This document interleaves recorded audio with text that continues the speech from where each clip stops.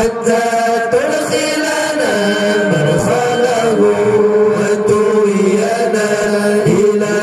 جواره الكريم مع الذين أنعمت عليهم من النبيين والصديقين والشهداء والصالحين وحسن أولئك رفيقا اللهم إنا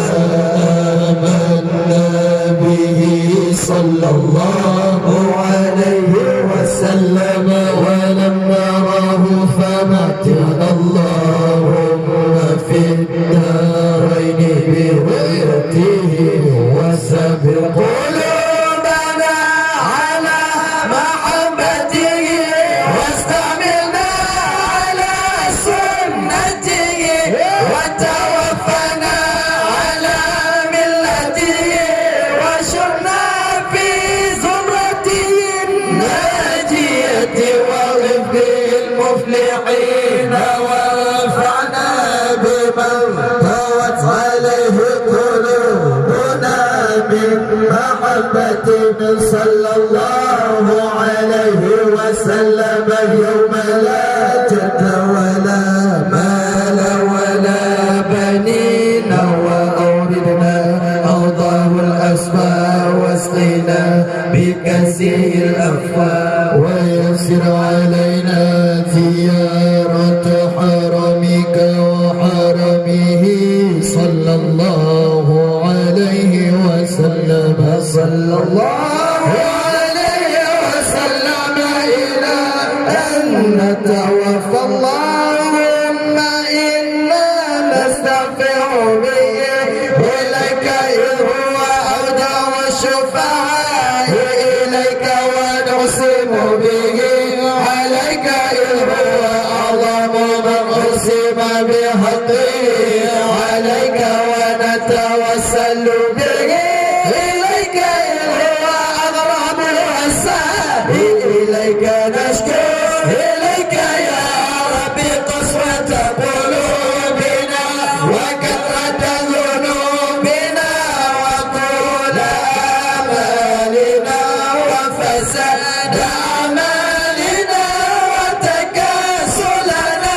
عن الطاعات وهجومنا على المخالفات فنعم المستكى إليه أنت يا ربي بك ننتصر على أعدائنا وأنفسنا فانصرنا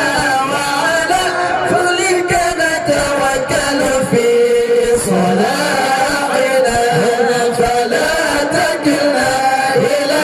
غيرك يا ربنا وإلى جناب رسولك صلى الله عليه وسلم ننتسب فلا تعنا وببابك نقف فلا تغرنا وإياك نسأل فلا تخيرنا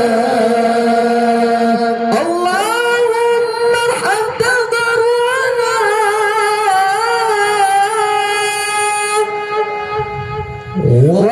وآمن خوفنا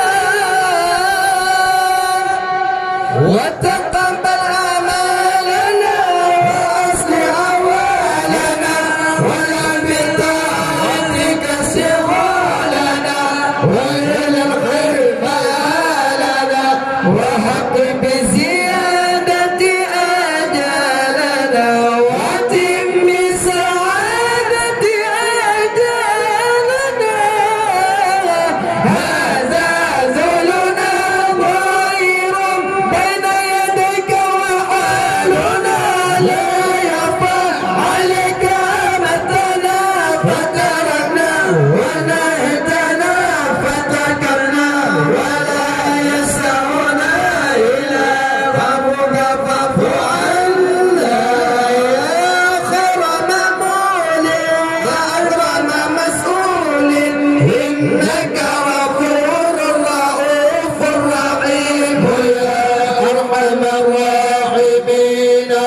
صلى الله على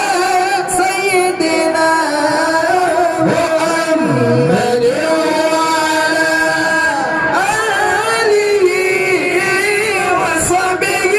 وسلم تسليما والحمد لله رب العالمين. الفاتحة. أعوذ بالله من الشيطان الرجيم. بسم الله الرحمن الرحيم.